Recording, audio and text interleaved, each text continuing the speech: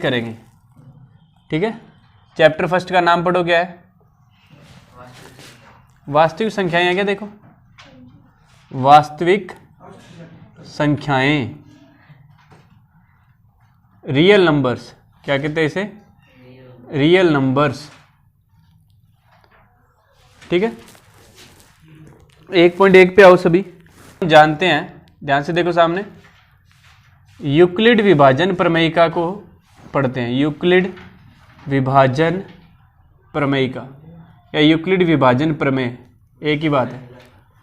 सामने देखो, यूक्लिड ने क्या कहा था? यूक्लिड ने ये कहा था कि यदि किसी संख्या का, यदि दो संख्याएं हैं, जैसे एक तो संख्या है बच्चों 12 और एक संख्या है हमारे पास 16। 12 और 16 का आपको क्या निकालना है? HCF निकालना है। क्या निकालना है? HCF ज्ञात करना है। HCF महत्तम समाप्रत्यय कहते थे ना, तो मैसेपय कहते थे, याद करो। अगर आपको मैसेपय ज्ञात करना हो तो आपको क्या करना है? जो बड़ी संख्या है, बड़ी संख्या, उसको छोटी संख्या से भाग देना है।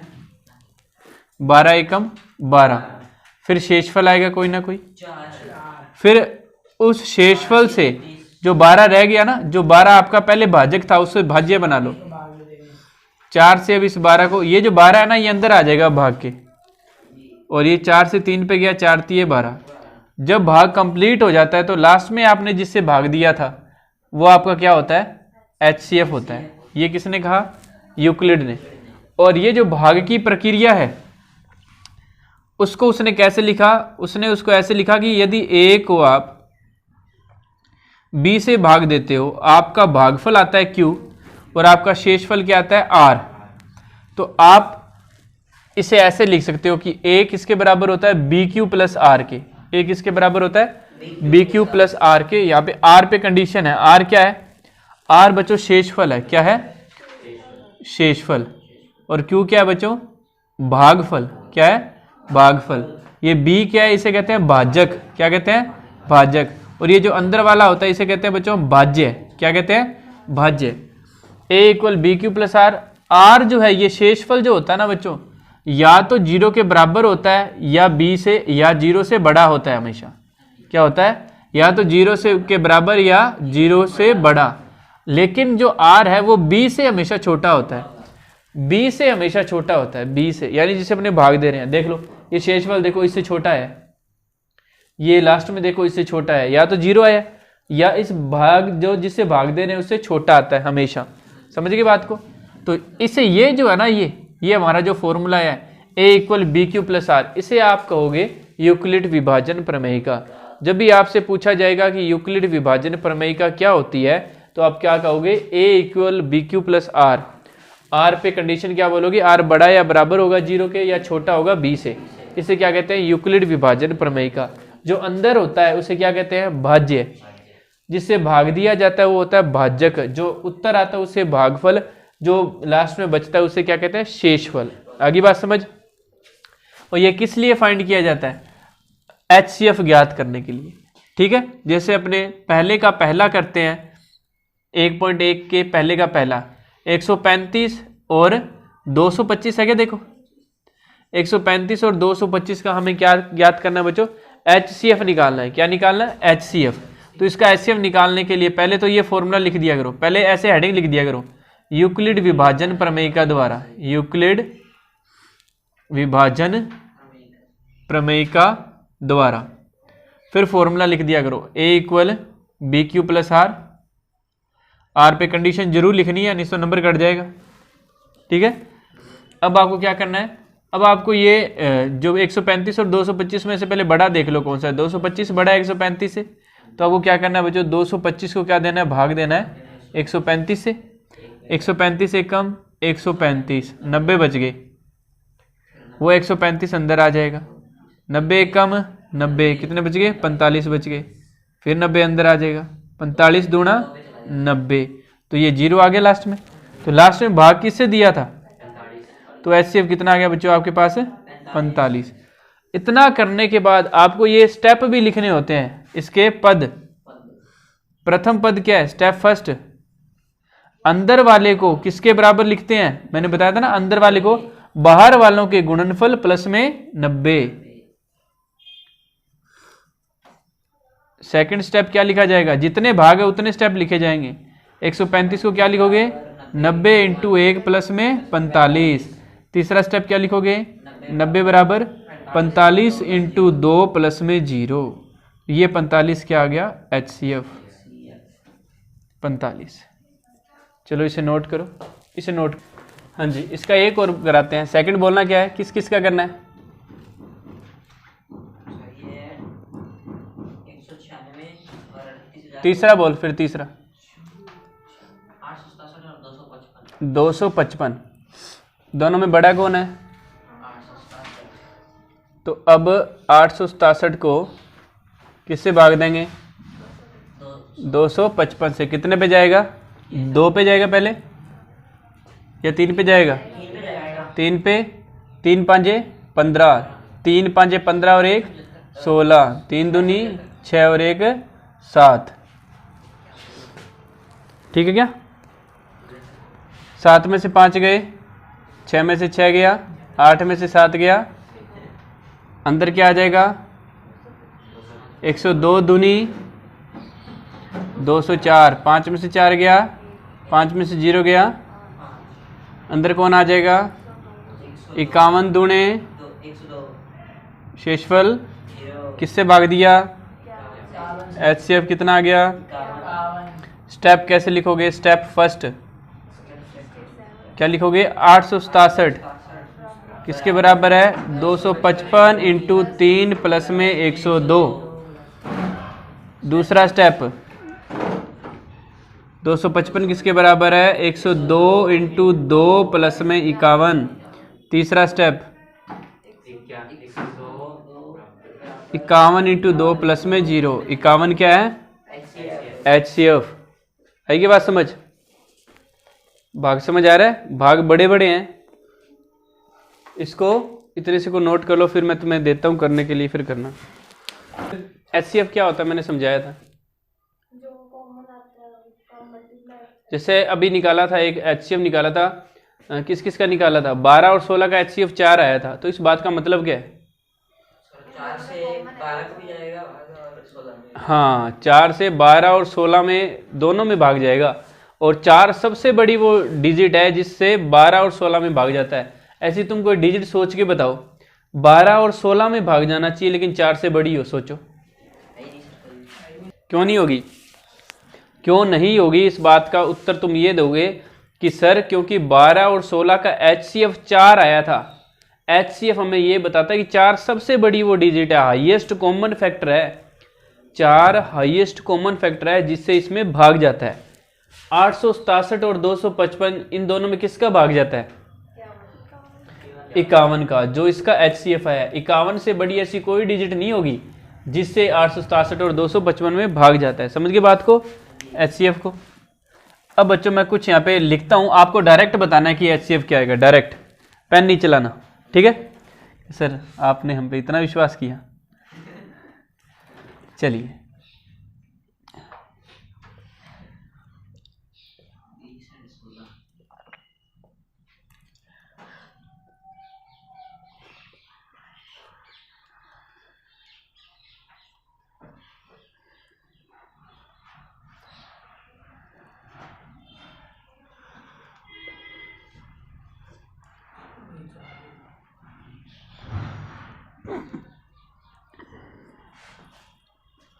बताओ, 20 और 16 में किसका भाग जाता है, बड़ी डिजिट, छोटी डिजिट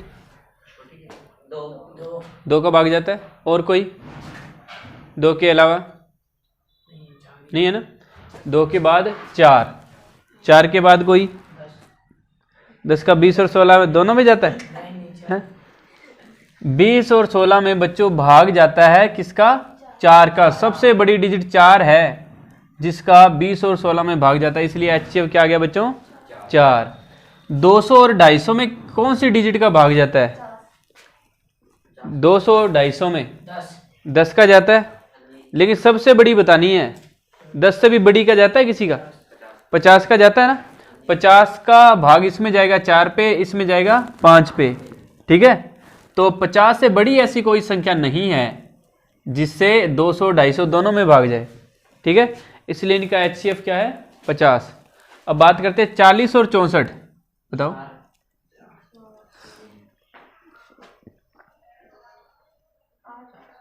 8 के पहाड़े में 40 आता है, 64 भी आता है। 8 के पहाड़े में तो आता है, 8 से बड़े पहाड़ा सोचो जिसमें 40 आए, 10, लेकिन 10 में 64 नहीं आता, नहीं आता। और 10 से बड़ा कोई पहाड़ा नहीं है, और भी पहाड़े हैं जिनमें 40 और 64 इकट्ठे नहीं आते, बस ये बात है। तो 40 और 64 कौन से पहाड़े में आए इकट्ठे? 8 के पहाड़े में आए। ऐसे तो 4 के पहाड़े में भी आते हैं 40 और 64, 2 के पहाड़े में भी आते हैं, लेकिन सबसे बड़ी वो संख्या कौन सी है जिसमें 40 और 64 दोनों आए, वो कौन सी होती है? 8। यानी 8 इन दोनों का क्या है बच्चों? HCF है, मैसअप है। समझ रहे हो ना मैसअप है क्या होता है? 15 और 105 किसके पहाड़े में आते हैं? 5 के पहाड़े में आते हैं, दोनों 5 के पहाड़े में आते हैं। 5 3 15, ये 5 के पहाड़े में आता है 21 पे। भाग देना है ऐसे दिमाग में दिया, अगर 5 दूनी 10, 5 एकम 5 आता है ना 21 पे। समझ रही है बात को या नहीं समझी? ऐसे दिया जाए 5 से, 5 दूनी 10, 5 एकम 5, ये देख आ गया ना। तो 5 के पहाड़े में तो आता है, लेकिन सबसे बड़ा पहाड़ा बताना है, तो 15 का पहाड़ा आता है तेरे को? 15 का पहाड़ा आता है? 15 का पहाड़ा सुनो, बोल। 15 एकम, आगे बोल, सुना दे।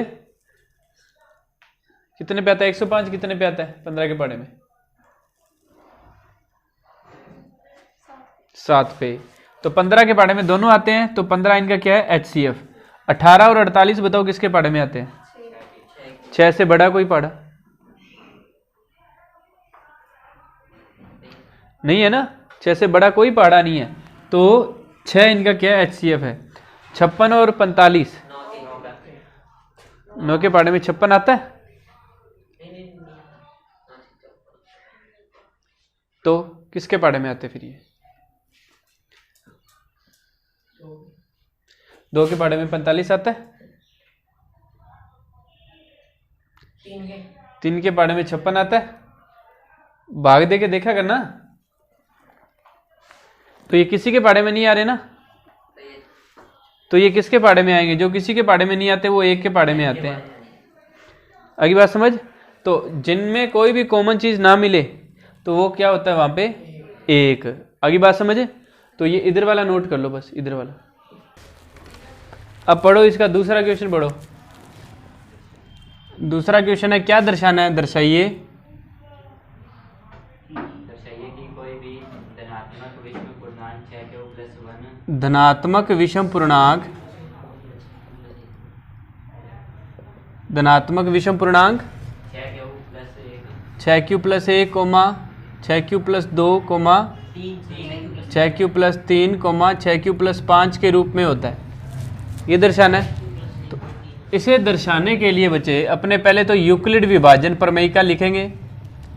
यूक्लिड विभाजन प्रमेयिका क्या कहती है? A = BQ + R। R पे कंडीशन क्या है? R बड़ा या बराबर है 0 के, और छोटा किसके है? B के। अगली बात समझ। तो अब अपने क्या करेंगे? B बराबर है 6, R बराबर क्या है? 0। B बराबर 6 है, R बराबर क्या है? 0। ये R 0 क्यों लेके चले हैं? क्योंकि पहले जब इसके अंदर अपने B 6 पुट करेंगे, R 0 पुट करेंगे, तो ये बन गया 6q। A बराबर 6q। 6q क्या है? 6q का मतलब होता है 6 का पहाड़ा। क्या होता है? 6 का पहाड़ा। 6 का जो पहाड़ा होता है उसमें कैसी संख्याएं आती है? सम आती है, विषम आती है? सम आती है। इसका मतलब ये है कि 6q कैसा है बच्चों? सम है। ठीक है। अब अगर अपने इस यूक्लिड विभाजन प्रमेयिका में B तो बच्चे 6 ही लें, लेकिन R क्या लें? 1 लें इसके अंदर, तो ये बन गया बच्चे 6q + 1। 6q अगर सम है तो अगर इसमें एक जोड़ देंगे तो ये क्या बन जाएगा, सम में एक जुड़ते ही क्या बन जाता है, वो विषम बन जाता है। 6q + 1 चाहिए हमें, चाहिए ना, ये लिखा हुआ, तो इसे हम दे देंगे समीकरण 1। अगली बात समझ। अब अपने इसमें b क्या लेते हैं 6 और r क्या लेते हैं बच्चों 2, b 6 और r क्या 2। तो उस स्थिति के अंदर ये क्या बन जाएगा, a = 6q + 2। 6q + 1 विषम है तो 6q + 2 क्या हो जाएगा, विषम में एक जुड़ते ही सम हो जाएगा। अब बात करते हैं अपने b तो लेते हैं बच्चे 6 और r क्या लेते हैं 3 इसके अंदर। तो a आ गया बच्चे 6q + में 3, 6q + 2 अगर सम है तो 6q + 3 विषम होगा। कैसा होगा, विषम। ये आ गई समीकरण नंबर 2, क्योंकि जो जो हमें चाहिए उन्हें हम समीकरण देते रहेंगे। ठीक है। अब बात करते हैं b = 6 r = 4, तो ये क्या बन जाएगा, सम बन जाएगा ना। 6 के पहाड़े की जो संख्याएं होती है 6, 12, 18, 24, इनमें अगर 4 जोड़ोगे तो ये 6, 4, 10 सम संख्या ही बनी। अब बच्चों अगर b तो अपने 6 लें, r अपने ले लें 5, तो a इक्वल बन गया बच्चों ये 6q + में 5, और 6q + 5 कैसा होगा बच्चों, विषम होगा। समीकरण नंबर 3। इन्हें मैंने समीकरण क्यों दी है, जो जो हमें चाहिए सिर्फ उन्हें समीकरण देंगे। बस अपने लास्ट में क्या लिख देंगे, अतः यूक्लिड विभाजन प्रमेयिका द्वारा 6q + 1, 6q + 3, 6q + 5 विषम धनात्मक पूर्णांक है। कैसे हैं, विषम धनात्मक पूर्णांक है। आई क्या बात समझ, इसे नोट कर लो आप, 32 की बटालियन में लगाना है। ठीक है, क्या कह रहे हैं, पढ़ो, मान दिखना चाहिए सारा कुछ। इस बात का मतलब ये है कि 616 के ऐसे टुकड़े करने हैं, समझ लो इसके टुकड़े हुए x × y, लेकिन इन 616 को इन 32 के पीछे एकदम सही ढंग से खड़ा होना है। यानी 32 के भी टुकड़े जो होंगे उसमें एक इनमें से सेम होना चाहिए, एक टुकड़ा सेम होना चाहिए, यानी एक तो x ही होना चाहिए, दूसरा जो मर्जी हो जाए, दूसरा भले ही z हो जाए। तो इन दोनों में ये जो चीज़ सेम है, ये चीज़ जो सेम है, इस सेम को क्या कहते हैं बच्चों अपने, HCF। क्या कहते हैं, HCF। आगे बात समझ। अधिकतम शब्द यूज किया है ना उसने, अधिकतम। अधिकतम का मतलब हाईएस्ट, इसलिए वो कह रहा है 616 बंदों को जिस रूप में खड़ा होना है, इन 32 के पीछे खड़ा होना है, तो इनका क्या निकाल लेंगे हम, HCF निकाल लेंगे। तो 616 और 32 का HCF निकालते हैं। देखो 616 को 32 से भाग देंगे, 32 से कम 32, 11 में से 2 गए 9, 5 में से 3 गए 2, ये 6 आ गया। अब कितने से पे जाएगा, ये 8 पे जाएगा क्या, 8 दूनी 16, 8 3 24 और 1 25, 6 में से 6 गया 0, 9 में से 5 गए 4। ठीक है, और ये तो 40 बच गया, यानी 8 पे ना जाके किस पे जाना था, 9 पे। तो 9 दूनी 18, 9 3 27 और 1 28, तो 8 बच गए। अब बच्चों आगे इनमें ये 32 अंदर आ जाएगा, 8 चौके 32, तो लास्ट में भाग किससे दिया, 8 से दिया। तो बच्चों इनका HCF कितना आ गया, 8। कर लो नोट, हो गई। अभाज्य गुणनखंड, जो क्वेश्चन छोड़ रहा हूं वो आपको करके लेके आने। अभाज्य गुणनखंड, जैसे पहला 140, 140 का ऐसे करेंगे अभाज्य गुणनखंड, प्राइम फैक्टराइजेशन कहते हैं इंग्लिश में। पहले 2 से गया 70 पे, फिर 2 से गया 35 पे, फिर 5 से गया 7 पे, फिर 7 से गया 1 पे। आता है, आता है क्या, है A और B। एलसीएम जानते हो तुम क्या होता है, लघुत्तम, लघुत्तम जानते हो एलसीएम। A और B कोई दो संख्याएं हैं, आपने इनका क्या निकाला, HCF निकाला, और फिर आपने इनका LCM निकाला। तो ये गारंटी है कि इन दोनों के HCF और LCM का जो गुना होगा वो इन दोनों संख्याओं के मल्टीप्लाई के बराबर ही होगा, इन दोनों संख्याओं के गुणा के बराबर ही होगा। जैसे कि एग्जांपल करते हैं, देखो 12 और 16, 12 और 16 का हमने HCF निकाला था, कितना आया था, 4 आया था, अगर तुमको याद है तो। LCM कैसे निकालते हैं, याद करो एलसीएम ऐसे निकालते थे तुम, 12 16, फिर 2 के पाड़े से गया 6 पे 8 पे, 2 के पाड़े से 3 पे 4 पे, 2 के पाड़े से ये जाता नहीं ये 2 पे, 2 के पाड़े से ये जाता नहीं ये 1 पे, 3 के पाड़े से 1 पे। तो एलसीएम क्या आ गया बच्चों, 2 दूनी 4, 4 दूनी 8, 8 दूनी 16, 16 तिये 48। 48 वो संख्या है जो 12 और 16 दोनों के पाड़े में आती है, ठीक है। तो एलसीएम कितना आ गया 48। तो अब बच्चों ये जो HCF इंटू एलसीएम है, इसके अंदर अगर हम वैल्यू पुट करें, HCF है 4, एलसीएम है 48, तो 4 8 32, 4 चौके 16 और 3 19, और A इंटू बी का मतलब है ये संख्याएं, ये A है ये B है, तो 12 इंटू 16, 12 छिके 72, 12 कम 12 और 7 19, अतः HCF इंटू एलसीएम किसके बराबर आ गया, दोनों संख्याओं के गुणा के बराबर। ये फॉर्मूला है जो यूज होता है। आगे बात समझ, तो इसे नोट कर लो आप आराम से।